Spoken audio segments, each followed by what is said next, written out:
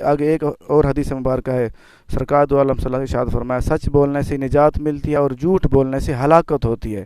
جو انسان کہتے ہیں کہ ہم جھوٹ بول کر ہم یہ پھنسے ہوئے ہیں، یہ یہاں سے نکل جائیں گے، بلکہ یہاں پہ یہ حدیث مبارکہ سے یہ ثابت ہو رہا ہے، جو انسان جھوٹ بولتا ہے وہ ہلاکت میں آ جاتا ہے، جو انسان سچ بولتا ہے اس کو نجات ملتی ہے۔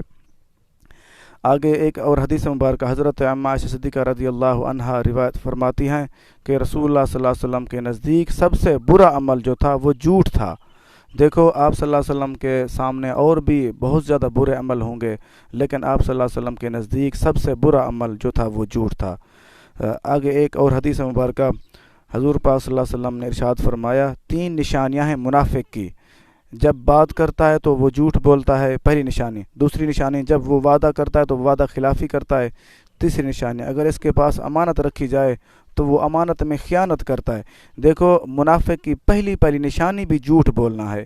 اس سے معلوم ہوا کہ جو منافق ہے وہ جھوٹ بولتا ہے، جو مومن ہے وہ سچ بولتا ہے۔